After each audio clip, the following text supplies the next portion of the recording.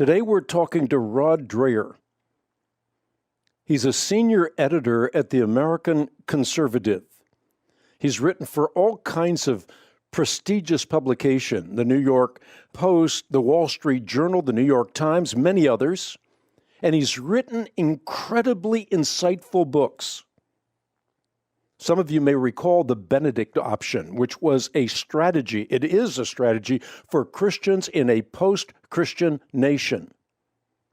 But the book that I'm particularly interested in today for this podcast is a recent book by Rod Dreher, which is titled Live Not by Lies. And it's a manual for Christian dissidents. We'll talk about what that means. Rod has read the signs of the times, and he is preparing us for a new dark age. Current trends may not spell the end of the world, but they do spell the end of a world. Not the world, but a world. People alive today may well live to see the effective death of Christianity within Western civilization. That means that we as Christians have a dramatic role to play. And that is right now in the present. The question is, are we ready?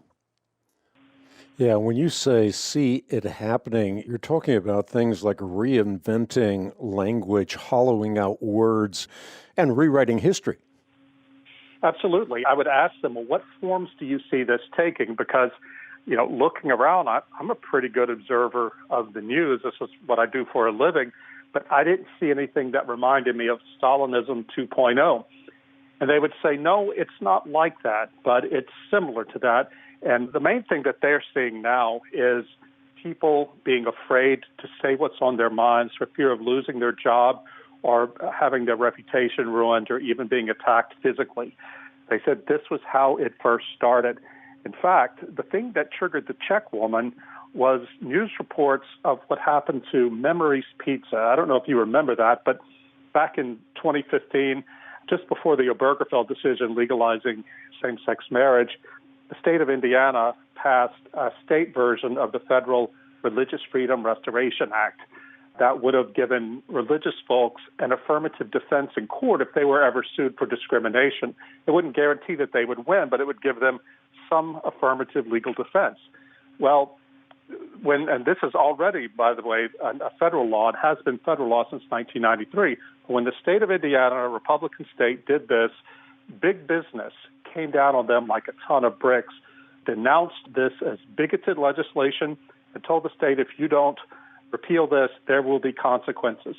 At the same time this was going on, a TV station from Indianapolis went to this small pizza parlor in a tiny town called Walkerton, Indiana.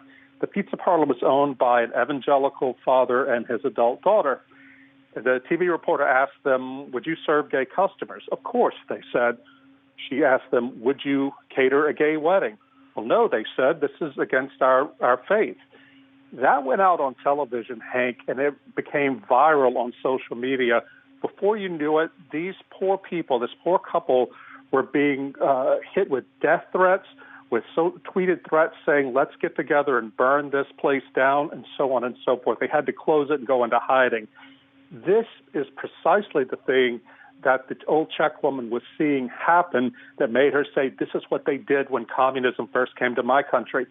Since 2015, Hank, this so-called cancel culture has become far, far more powerful.